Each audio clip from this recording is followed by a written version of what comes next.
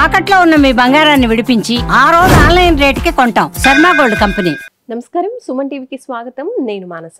ఈరోజు మనతో పాటు ఉన్నారు ప్రముఖ ఆధ్యాత్మికవేత్త ప్రొఫెసర్ డాక్టర్ ముల్లపూడి సత్యనారాయణమూర్తి గారు. వారితో మాట్లాడదాం. అలాగే జూన్ 15 నుంచి 30 వరకు అంటే పక్ష ఫలితాలు ఏ విధంగా ఉన్నాయి, రాశి ఫలితాలు అనేవి ఏ రాశులకి ఏ విధంగా ఉంటుంది 15 రోజులు అనే విషయాలు తెలుసుకుందాం. గురుగారు నమస్కారం. నమస్కారం మానస. గురుగారు, ముందుగా ఇప్పుడు పక్ష ఫలితాలు తెలుసుకుందాము. అంతకన్నా ముందు ఈ పక్షం అంటే ఈ 15 రోజులు మామూలుగా గ్రహాలు ఏ స్థానాల్లో ఉంటున్నాయి, ఏ గ్రహాల మార్పు వల్ల ఎటువంటి ఫలితాలు అనేవి ఉంటాయనేది ముందుగా తెలుసుకుందాం. జూన్ నెల 2025 సంవత్సరంలో మనకి రాహువు కుంభరాశిలో ఉన్నాడు, కేతువు సింహరాశిలో ఉన్నాడు, కుజుడు కర్కాటక రాశిలో నీచపట్టున్నాడు. ఆయన సింహరాశి ప్రవేశం చేస్తాడు. ఆ తర్వాత అంటే కుజ కేతువుల కలయిక, దీన్నే పిశాచి యోగము, జ్యోతిషాల్లో అదృష్ట యోగం ఉంటాయి అని పితృదేవతలు సంబంధించింది కేతువు కాబట్టి. ఇకపోతే మేషంలో మనకు ఉన్నటువంటి శుక్రుడు వృషభ రాశి స్వక్షేత్రగతుడు అవుతాడు. అలాగే ఈ యొక్క బుధుడు కూడా స్వక్షేత్రంలో ఉన్నటువంటి ఆయన తర్వాత మనకి ఏ రాశికి వస్తాడంటే మిథున రాశిలోకి స్వక్షేత్రగతుడు అవుతాడు. గురుడు ఎలాగో అక్కడే ఉన్నాడు, మిథున రాశిలో సంచారము. ఈ విధంగా ఈ యొక్క శని ఏమో మీనరాశిలో ఉన్నాడు. కాబట్టి దీని ప్రభావం వలన మనకి ఎప్పుడైతే ఈ యొక్క శని మీనరాశి సంచారం చేస్తాడో ఈ యొక్క వైరల్ ఇన్ఫెక్షన్స్ అనేటటువంటివి ఎక్కువ అవుతాయి అన్నాం. దానికి ఉదాహరణగానే అది పశుపక్షాదులకు కూడా. మొత్తము సౌత్ ఇండియాలో తెలుగు ఉభయ రాష్ట్రాలలో, తెలంగాణ ఆంధ్ర రాష్ట్రాలలో ఉన్నటువంటి వేములవాడ రాజరాజేశ్వర స్వామి వారి దేవాలయం చూసుకో, అక్కడ కోడెలు అంటే మా గిత్తలు వాటిని దానం చేస్తారు. అవి వరుసలో వైరస్ ఇన్ఫెక్షన్ అయినాయి. అంటే ఎప్పుడు వచ్చినది? శని మీనరాశిలో ఉన్నప్పుడే. అంటే మనుషులకు కూడా వస్తాయి అన్నమాట. అప్పుడే కరోనా కలకలం కూడా కేసెస్ రిజిస్టర్ అయినాయి అన్నారు. సో ఈ శని ఆ విధంగా ఇచ్చేస్తాడు. అలాగే ఈ యొక్క కేతువు కుజుడు మనకి సింహరాశిలో ఉండడం అనేటటువంటిది మంచిదే. ఈ విధంగా ద్వాదశ రాశుల మీద కూడా ఈ యొక్క ఫలితాలు వివిధమైనటువంటి ఫలితాలు ఇస్తుందమ్మా. ఇప్పుడు మకర రాశి వారి రాశి ఫలితాలు తెలుసుకుందాము. గురుగారు, మకర రాశి వాళ్ళకి ఈ పక్షం అంతా కూడా ఏ విధంగా ఉంది పరిస్థితి అనేది తెలియచేయండి. మకర రాశి వారికి ముఖ్యంగా అష్టమంలో కుజుడు, అష్టమంలో కేతువు ఉన్నారు. వీళ్ళు చాలా జాగ్రత్తగా ఉండాలి. Depression depression depression. వీళ్ళకి సమస్యలు ఎలా వస్తాయంటే ఆత్మహత్యా సదృశమైనటువంటి సమస్యలు వస్తాయి.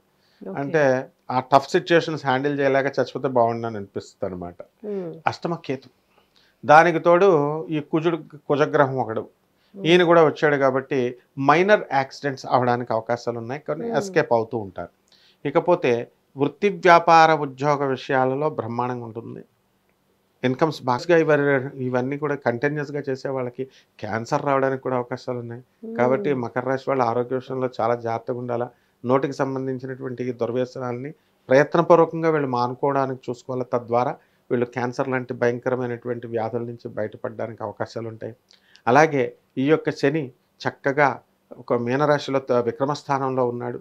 దాని ద్వారా వీళ్ళంతా కూడా ఈ రైజింగ్ అనేటటువంటిది బాగుంటుంది. Brothers rising and wherever they go Hutch dog follows where you follow network Hutch follows అన్నట్టుగా వీళ్ళు ఎక్కడికి వెళితే అక్కడ లక్క కలిసి వస్తూ ఉంటుంది అనమాట. అంతే శని విపరీతమైనటువంటి లక్కని తీసుకొస్తాడు. విదేశాల్లో వీళ్ళు ఎంత తెలివితేటలుగా అయిపోతారంటే, అసలే మకర రాశి వాళ్ళు అంటే చాలా డిసిప్లిన్ అనమాట. వీళ్ళు ఏం చేస్తారంటే రోమ్లోకి వెళ్తే రోమ్ లాగా అయిపోతారు అనమాట. అంటే వాళ్ళ ఆ టాక్టిక్స్లో ఆ తెలివితేటలు వచ్చేస్తాయి. అండ్ భార్యాభర్తల మధ్య విపరీతమైనటువంటి ఫైటింగ్స్ జరుగుతున్నాయి, హోరాహోరీ మనం ఇదిగా. ఆ ఫైటింగ్స్ ఇంకా ఫుల్ స్టాప్ పడవన్నమాట.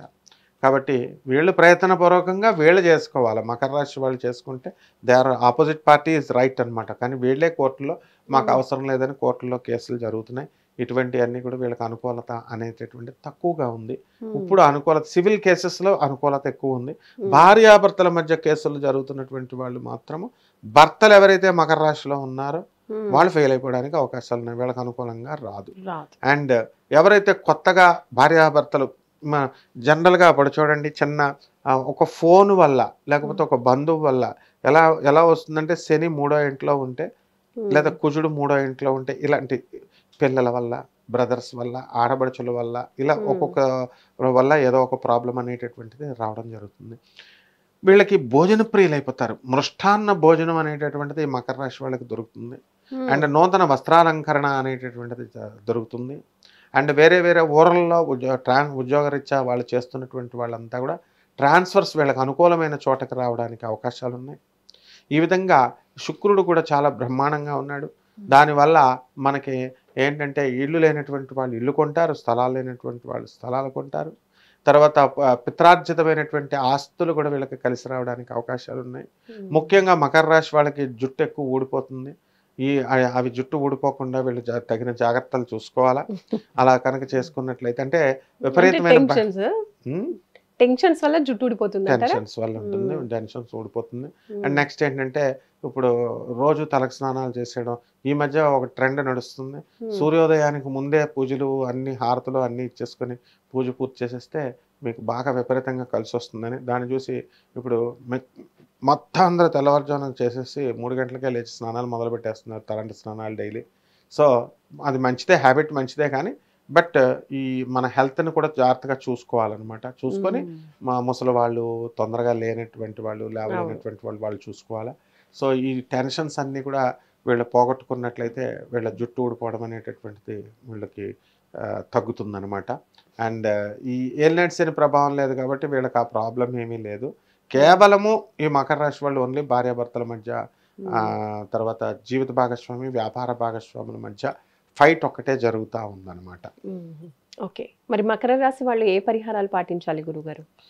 మకర రాశి వాళ్ళకి ముఖ్యంగా అష్టమ కేతువు ఉన్నాడు కాబట్టి వీళ్ళు కేతు జపం చేసుకోవాలా, కేతు స్తోత్రాలు చదువుకోవాలా. కేతు కిలోంపావు ఉలవల్ని, తర్వాత ఈ యొక్క చిత్రవర్ణం అంటే మల్టీ కలర్డ్ వస్త్రాల నుంచి పేద